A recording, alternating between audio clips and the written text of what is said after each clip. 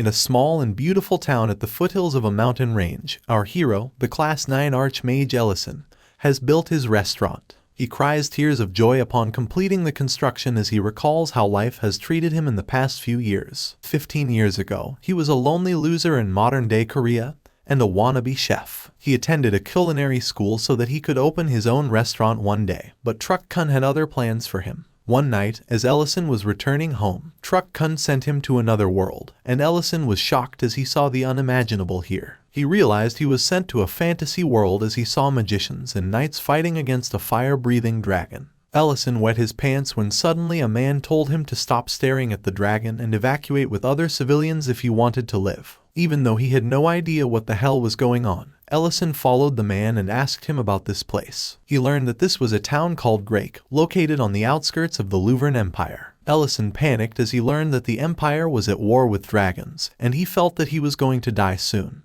However, he decided to adapt to this new world to survive, and he wants to put the chance that Truck-kun has given him to good use. He thought that since he was in another world, he didn't need to go to college or enlist in the army, so he was happy. But then something occurred that changed his thinking. A messenger from the emperor came to the refugees, telling them that the mercenaries have fled and the knights are quickly losing. That is why the emperor had decided to trust the fate of his country to common people with no combat training whatsoever. Ellison was taken aback by how eager and enthusiastic everyone was to join the war against the dragons. Ellison realized that the fate of a Korean to join the military has not left him even after coming to another world, and he was enlisted in the army. He was forced to go through the hard training and wish that he lost his life in the accident with the truck. One day, an officer told Ellison that his magic potential was quite high, so when he leaves the training ground, he will be assigned to a magic unit. As Ellison ate the shabby food, he thought that being a magic user was better than running at enemies with just a sword. He was disgusted by the food, but other people thought it was better than their daily meals, and he realized that if this is good, then he is the best chef in this world. He thought that if he opens a restaurant here, it is bound to be a great hit. With that goal in mind, he began to toil hard. He trained his body and then practiced magic, hoping that his enlistment would be brief. While he had hoped for it to be 2 or 3 years, he ended up fighting in the war for 15 long years, and that rattled his soul. Back to the present, as Ellison is shedding tears about his long service, a woman walks to the restaurant, and she is grossed out by his disgusting crying face. She asks him if he is okay, and Ellison says these are tears of joy because he has finally opened his own restaurant. The woman is pleased to learn that and introduces herself as Rain, a local. They make small talk, and Ellison tells Rain that he lives here with a friend who sleeps 18 hours a day, and will probably wake up in the evening. After that, Rain asks Ellison if he has sorted out his supply chain and pushes him to go to the butcher shop her husband, Noel, runs. Ellison thanks her, and she gives him extra warning because her husband sometimes behaves too angrily. But he thinks that he won't be any worse than the people he has met in the military. However, when he goes to the butcher shop, the man intimidates him and tells him that he is not going to sell any meat to him. Ellison behaves like a wimp, which should not be the case given that he served in the army for 15 years.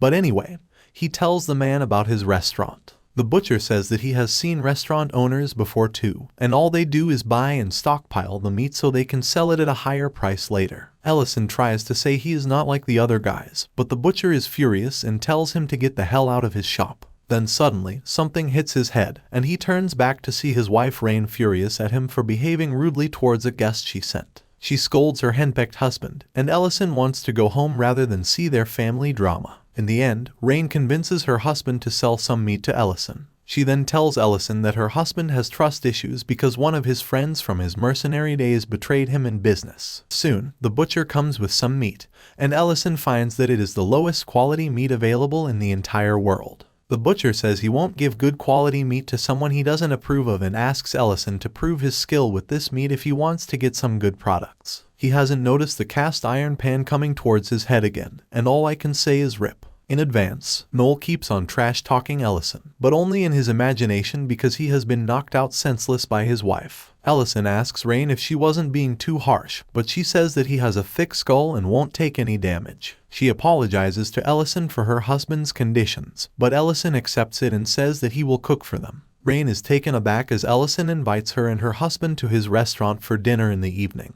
and he doesn't even want good quality meat for that. Rain wants to tell Ellison that he is taking pork belly meat with him, which can't even be cooked properly. but he doesn't care. As a Korean chef aspirant, Ellison knows that pork belly can be turned into something delicious with the right technique. In this world, pork meat was the most easily available kind of meat, and the belly part was considered the most unfavorable cut. However, because of that, it was also very cheap, and Ellison finds that Noel gave him a good piece of meat despite his complaints. He immediately gets to work and starts grilling the pork belly with his fire magic. Meanwhile, Rain and Noel are heading to his restaurant, and she is constantly lashing out at her husband for treating Ellison rudely. She knows that he wants to check his sense of responsibility, but she also feels that Noel's way of doing things was too crude. But he is firm that he will see Ellison's attitude and cooking skills soon and judge him then. Back at the restaurant, Ellison is thinking about the time he saved his fellow soldiers from a monster attack using the magic thermal blade. Now, he is in the kitchen, trying to use the same magic to cook the meat properly. He makes a cut in the pork belly to allow marinade to infiltrate deep into it and also to make the exterior crispy. Just then, Rain and Noel arrive there, and Ellison tells them to wait for a few minutes. Noel is still acting arrogant, but Rain has brought her trusted pan to keep him in check. Inside the kitchen, Ellison places the whole piece of meat on a grilling pan and fries it in oil to achieve even cooking from all sides. After cooking it to perfection and seasoning it lightly, Ellison cuts it into pieces fit for serving to his guests. Then, he moves on to make a salad to balance the dish, and he decides not to do anything fancy because Noel seems hard to please. Ellison then plates the grilled pork belly and salad before taking it to his guests. Rain says it looks delicious, and Noel replies that it must just be the looks. As Rain takes the first bite of the grilled pork, she is sent into the wonderland of pigs by the delicious taste. She can't believe that Ellison made something so delicious just with the pork belly, and she praises the combination of the fatty meat and the refreshing salad. Rain says she loved Ellison's cooking and promises to supply more meat to him so that she can enjoy his cooking in the future. Ellison thanks her and then turns to Noel to ask his opinion,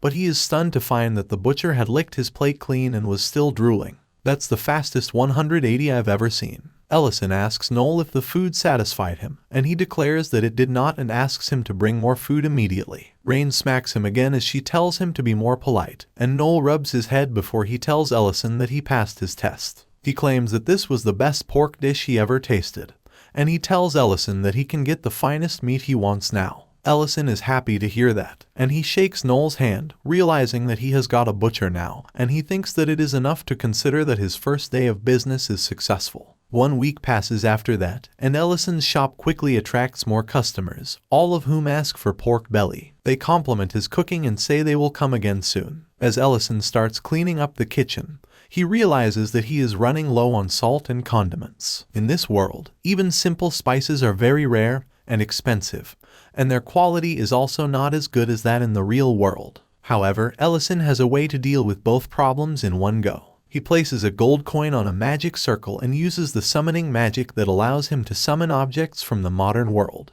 Ellison accidentally invented this spell as he was trying to create a spell that would send him back to his world, but it proved helpful in strange ways. However, the magic takes a lot out of him, and he is exhausted just by summoning a few boxes and bottles of ingredients. He doesn't even need to use the gold coin, but since he is a nice guy, he sends it over because he doesn't want to steal from wherever the products are coming from. Ellison had experimented with his spell a lot, but he could not find a way to return to his world. Moreover, he could not bring any fresh products like vegetables or meat here and had to be content only with things that were processed. As Ellison is sitting exhausted after the summoning, he decides to take a break by drinking the beer he summoned a few days ago. However, the greatest shock of his life awaits him as he opens the fridge and finds that the beer is missing. He immediately knows whose fault it is and calls out the name of his friend Lauren, who is sleeping carefreely after chugging down half a dozen cans of beer. Ellison goes to her room and smacks her awake, asking why she drank all the beer without telling him and also telling her to at least clean up after herself. Lauren replies that it is because he did not share any of the delicious meals he made the last time with her. She was angry when she found the empty plates,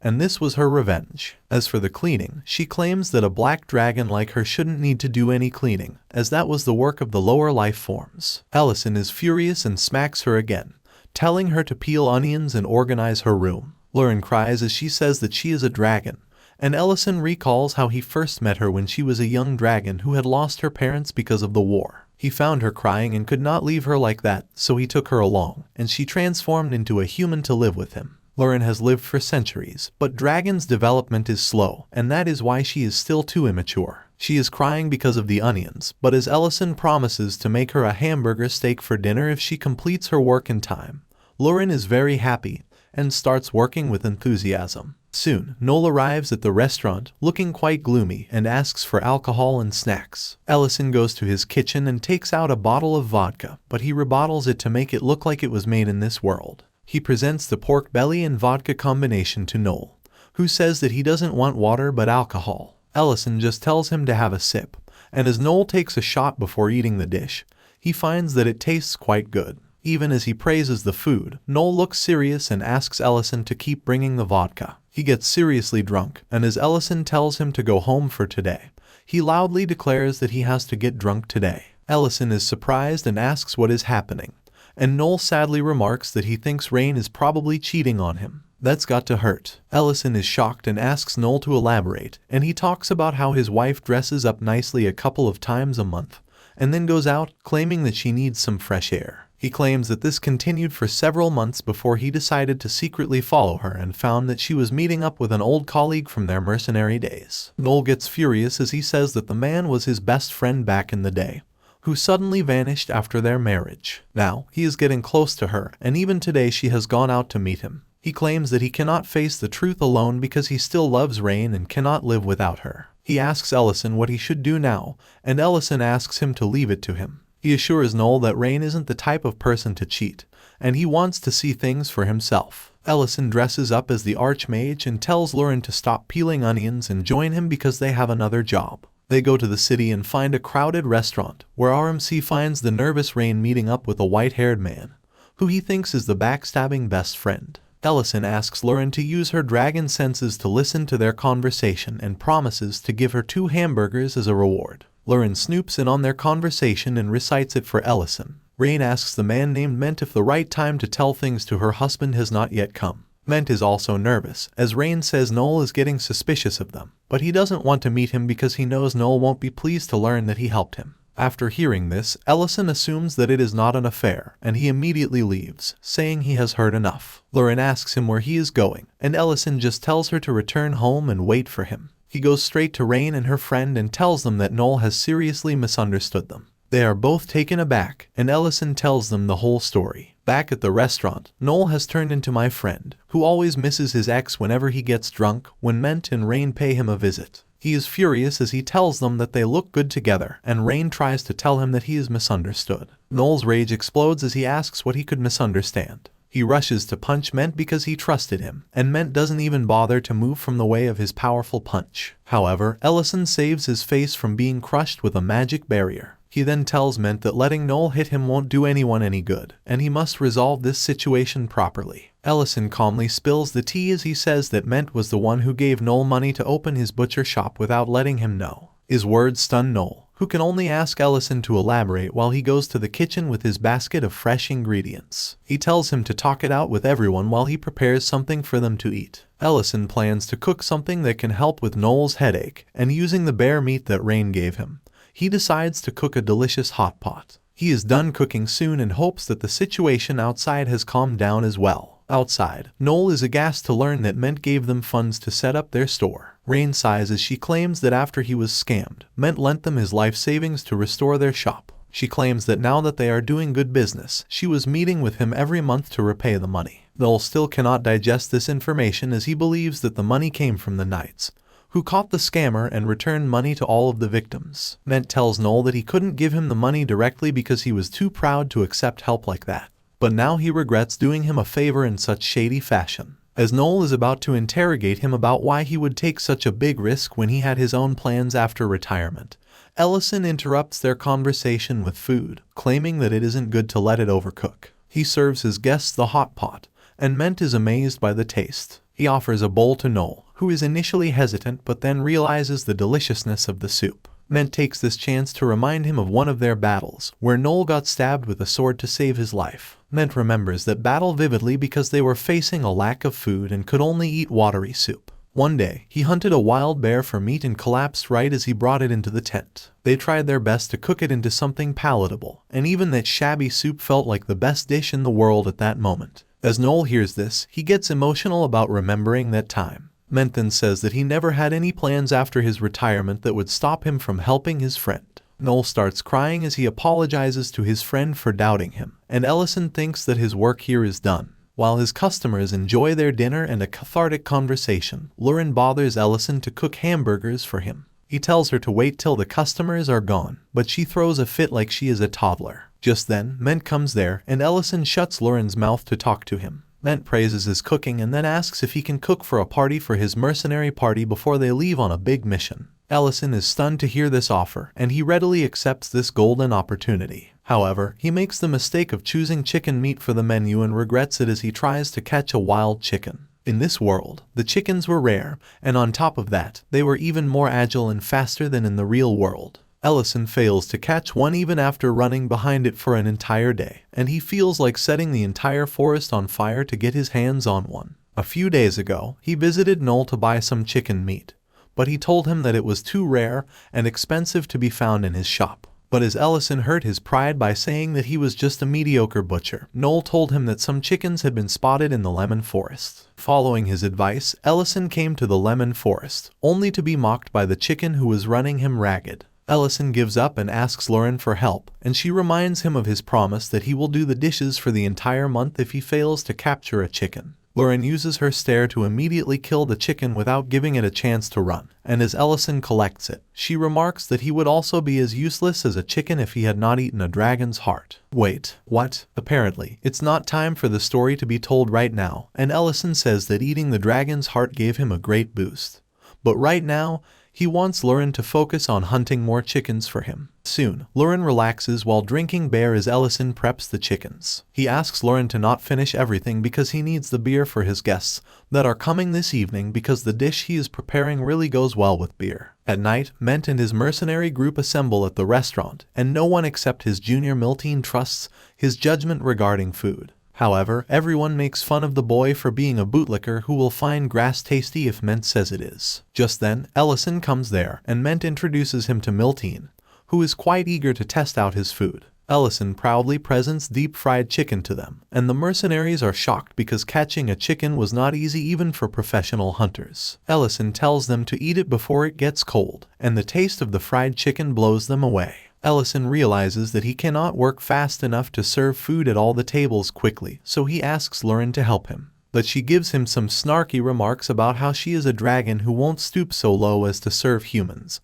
and she has done her part by catching all the chickens alone. Ellison has no other choice, so he decides to resort to emotional blackmailing. With a shaky voice, he reminds Lauren that she used to say that they would build a restaurant together, but now she has forgotten about doing that together. He sighs, saying that he will have to manage things on his own now, and asks Lauren to return to the land of dragons. This comes as a shock to the dragon girl, who immediately changes her mind. She says that serving humans can be an amusing game for a dragon like her, and Ellison smiles, realizing his plan succeeded. As Lauren serves the food, Ellison is busy in the kitchen, and after a few hours, the party is over. Lauren is exhausted, and Ellison commends her for her hard work before saying that they should also have some fried chicken with beer now. They relish the tastes of the modern dishes in the fantasy world, and then Ellison notices that Lauren has even cleaned the tables without him asking her to. He asks if she has matured a bit, and Lauren leans on his shoulder as she says that this is their restaurant. Ellison tries to take advantage of this emotional scene and asks Lauren if they can cancel the bet about him washing the dishes for a month, but she refuses to agree to that. What exactly is their relation? Meanwhile, a stranger is lurking outside the restaurant, and as Lauren notices him, she immediately hides behind Ellison. Ellison wonders what is happening, but then the stranger comes into the restaurant, saying that human cities are always disgusting, no matter how many times he visits, and Ellison realizes what is happening. His guest was the elder black dragon, Metadonna, who was visiting him in his human form. Ellison asks Metadonna what he is here for, and he first remarks that his restaurant business is doing well. He asks Lauren if she is fine here, and she meekly replies that she has no complaints. Ellison confronts the elder dragon and asks him if he is here for Lauren, and then reminds him that it was decided to let him care for her. Even Lauren does not want to go with Metadonna, as she believes he has abandoned her before. He remarks that he never abandoned her and was only late to come to her. He talks about the sin her mother committed against her own race, but Ellison does not want to hear about it. He reminds Metadonna that the dragons have promised that he will have custody of Lauren, and they are a race that values their promises over everything else. A cruel smile spreads on the elder dragon's face as he says that even in promises, the ones that are made first have priority over those made later. Metadonna tells Ellison about a rule among the dragons that mustn't be broken. He says that when black dragons turn 800 years old, they are deemed adults, and by that time, they must have their own lives or they will have to head back to the land of dragons. He says that Lauren no longer has a lair because she was using her mother's basement and it got destroyed. The next year, she turns 800 years old, and if she doesn't have a lair by then, she will have to move back to the land of dragons, following their law. Lauren is scared as Metadonna declares that breaking the law will mean war, and Ellison tells him to bring it on. Metadonna is furious to hear this, and even Lauren doesn't think it is the right idea. The elder dragon is about to transform into his real form as he tells Ellison to not look down on dragons, even if he has eaten the Lord's heart. Lauren also stops Ellison from starting a war for her, but he stupidly replies that he wasn't even talking about the war.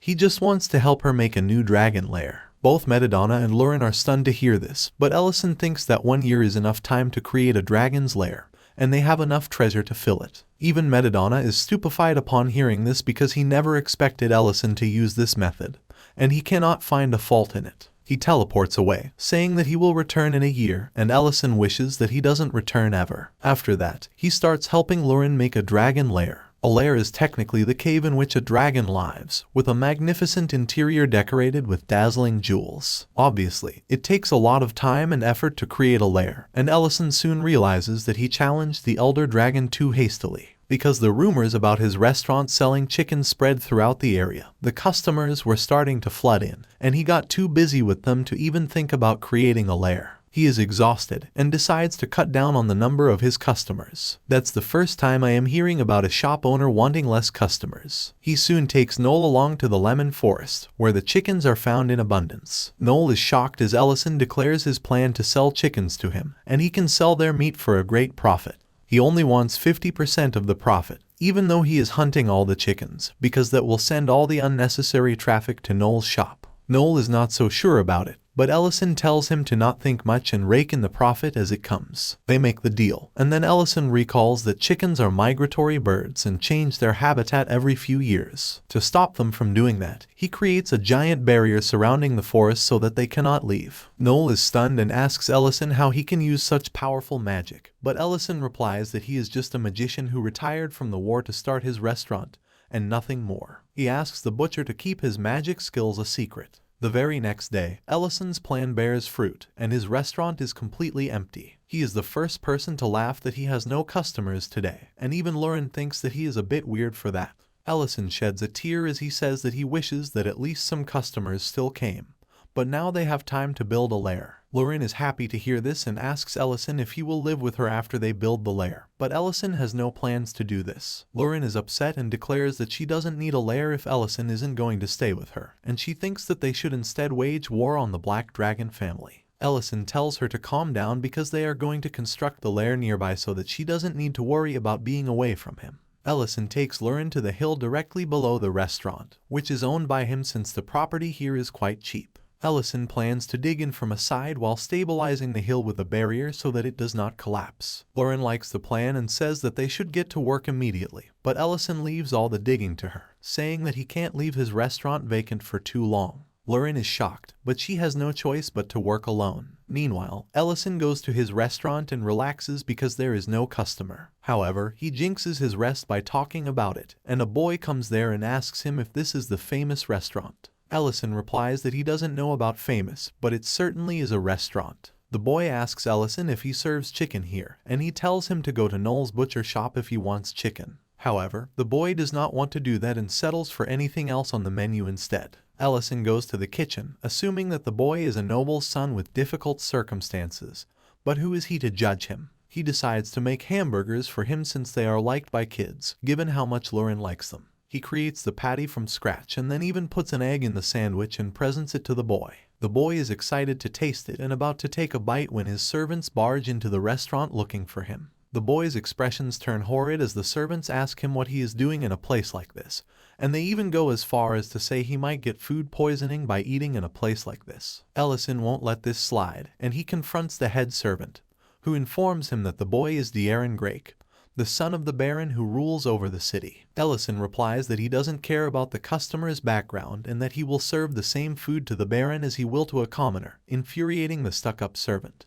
Darren stops them from fighting and then pays with a gold coin before leaving, disappointed that he couldn't even get to taste the burger. Ellison is worried about the boy now, but then Lauren returns to the restaurant, claiming that her hands ache from digging the ground all day. She wants Ellison to dig now, but he says that he will dig it tomorrow because right now he needs to do something else. Lauren complains that she is hungry, but Ellison replies that he will cook something for her when he returns from an important task. He looks at the coin Darren left behind and claims that since he has already been paid, he cannot leave the job half done. He declares that he will go to the Baron's castle to finish his job. In the castle, Darren is gloomy when suddenly a magic portal opens inside his room. Ellison and Lauren appear out of it and greet him, and the boy is terrified. Before he can ask anything, Ellison presents him with the hamburger he couldn't eat before. Darren forgets all his worries as soon as he sees food, just like me, and thanks Ellison for doing this for him. He drools as he says that they can talk after he eats it, when suddenly the head servant knocks at the door, asking the boy if everything is fine because there were some unfamiliar voices coming from his room.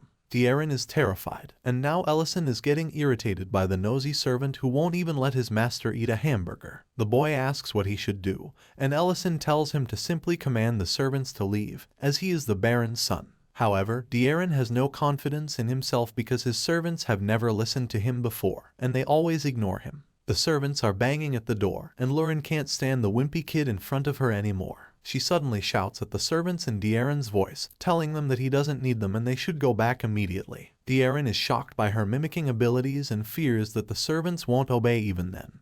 But surprisingly, the head servant accepts this order and leaves. Darren can't believe it, and Ellison tells him that his servants will obey him if he stops being a wimp. The boy is so moved that he falls on Ellison's feet and begs him to become his teacher. He then tells his life story. He was born as the Baron's son, but his mother died while giving birth to him, and his father remarried. His stepmother was strict, but she cared about him as the Lord's son. However, after his father fell ill, she stopped looking out for him and started controlling his actions through the servants. Ever since then, Darren felt that he would not be respected or treated well, even if he inherited the title of Baron. But after today's events, his thoughts have changed. Now, he asks the stupefied Ellison to teach him to be a confident man and a good lord. Ellison realizes that the only thing the boy is lacking is confidence, and he tells him to look others in the eye when he talks to them. He also asks him to take responsibility for his words and actions if he wants to become a good lord. With that brief lesson, Ellison teleports away, telling Darren to enjoy the burger and visit the restaurant whenever he has time.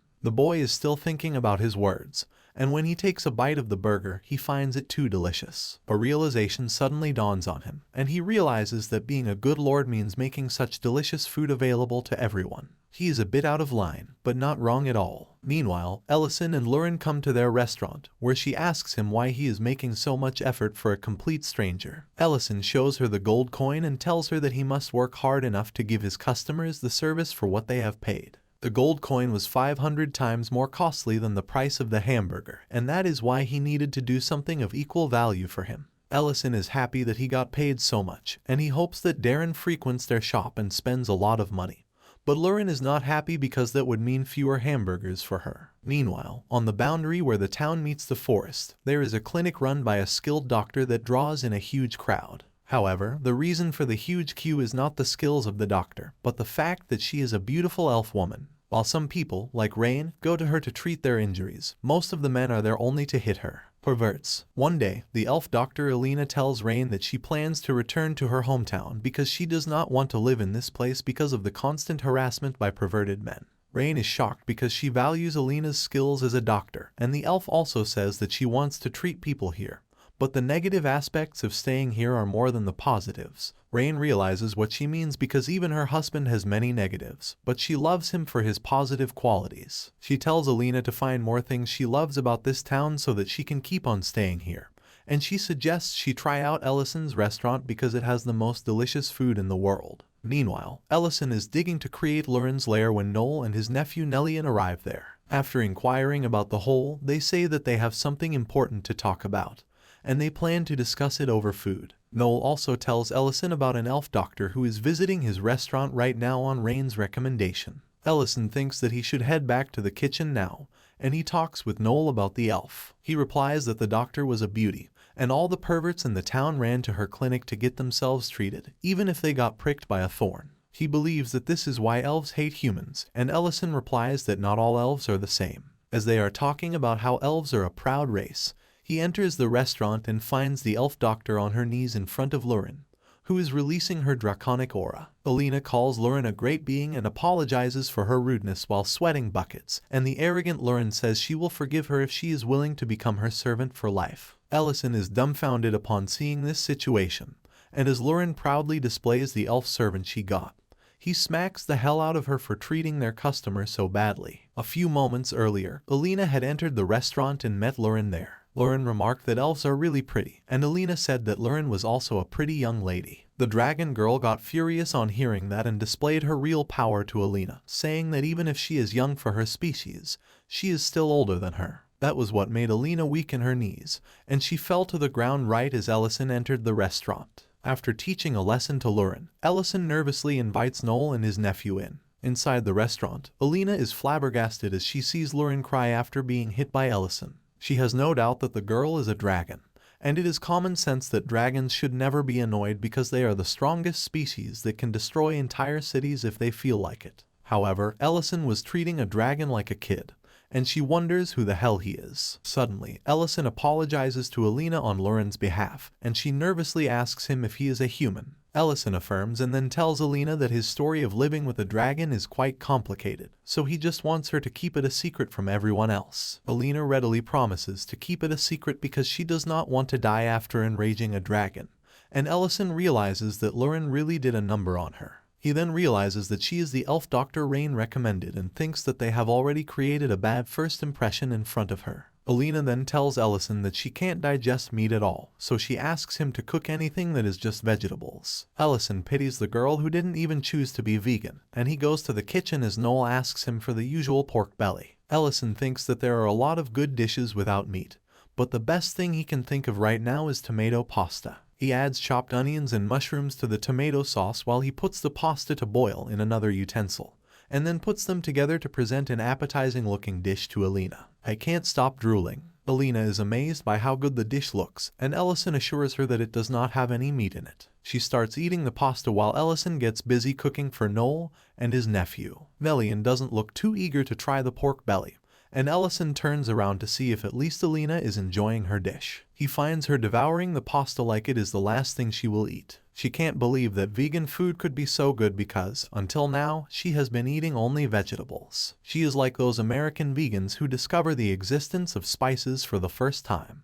She is overjoyed after she finishes her food and exclaims that it was the best meal ever. Ellison is stunned by her undignified reaction, and even Alina realizes that she let her internal thoughts win. She blushes as Ellison hands her a handkerchief. He asks her if she doesn't go to other restaurants, and Alina replies that she attracts too much attention in crowded places, so she tends to eat only boiled vegetables. She also thought that vegetarian food was boring, but after eating at Ellison's restaurant, she changed her mind. She gives 5 stars to the food but deducts 1 star for Lauren's behavior, but Ellison is content with this. Suddenly, they heard Noel shouting at his nephew to repeat what he just said, and he says that his mother is not his real mother. On the other hand, Nelian's mother, who has apparently adopted him, goes to the mines where he works. She is worried because he left the house without eating earlier, and asks the guard if she can enter the mines to give her son his tiffin. Even though the guard has not seen Nelian clock in for work, he lets the woman venture into the mines. Back at the restaurant, Noel asks Nelian who told him that he was adopted,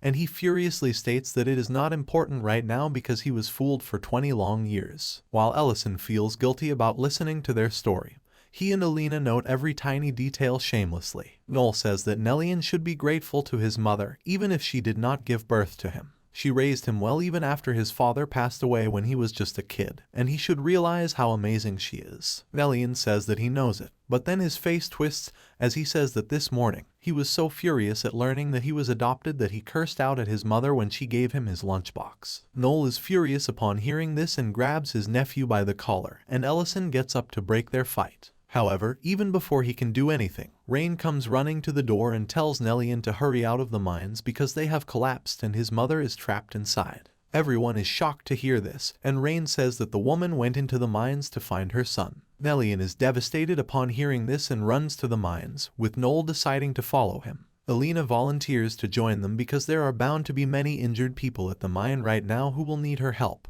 and Ellison also wants to tag along. They go to the cave, where Nellian is throwing a tantrum about going into the cave to find his mom, and the guards stop him because it is too dangerous. Ellison asks him to calm down and promises that he and Alina will find his mother. The guards tell them it is too dangerous to go inside, but Ellison assures them that Alina is a doctor who can save many lives inside the cave. They enter the mine, and Alina tells Ellison that he does not need to risk his life to accompany her. However, he soon proves his usefulness as he stops a bunch of falling rocks using his magic shield. Ellison says that he is a retired mage, and then asks Alina why she came so far from the elf territory to treat humans. Ellison says he had an elf friend too, and there is always some greater reason for elves to leave their villages to go out and help others while risking the crude actions of humans. Just as Alina is about to give an answer, Ellison notices a fork in the mine and decides to use his magic to search for survivors quickly. He summons spirits that locate the survivors, and Alina treats their injuries as fast as she can. Ellison also uses his magic to free them from rubble and quickly sends them flying outside. Soon, Alina is exhausted, and Ellison finally locates Nellian's mom. She is in a terrible condition, and Alina says that even if she uses a strong recovery spell on her, the results are not guaranteed. She uses her strongest spell, and luckily it works. Soon, the woman is out of the cave, but she is still unconscious. As Noel comforts the crying Rain, Nellian sits next to his mother, consumed by the guilt of treating her poorly. Ellison assures him that she is not in critical condition thanks to Alina's spell, who is too tired to even explain her injuries properly. Nellian looks into the basket and finds that she was here to give him his lunch after he treated her rudely earlier. He is angry at himself, and suddenly his mom wakes up and calls his name. Nellian cries as he holds her hand and apologizes for what he did earlier. He says that he was scared that the rude words he spoke to her in the morning might become the last thing he said to her. She starts crying too, saying that she was glad that he was calling her mom again and also because he was not in the mine. I'm not crying. The onion-cutting ninjas are in my room. As Ellison and Alina watch their touching reunion, she tells him that she also wanted to return home only a little while ago because she was disappointed in humans. However, after tasting Ellison's food and helping people who really needed her help, she was reminded of the reason she came here. She always wanted to help humans who had much shorter lives, but they expressed their emotions more freely. Now, she wants to stay at the town to do her work earnestly. But just as she says that, she collapses because of a lack of energy. Alina blushes as Ellison holds her, and realizing that she is exhausted, he starts pumping his magic energy into her. Alina is surprised because he used an elven technique, and Ellison tells her that he learned it from his elf friend, whom he told her about. Ellison says that the name of his friend was Biden, and Alina is shocked because Biden was the hero of elves. As they head back, she pesters him with questions about how he knew that guy, and Ellison just laughs, saying that he used to be a big shot mage back in the day. With this, the video ends. Tell us what you thought about it in the comments, and subscribe to our channel for more videos like this.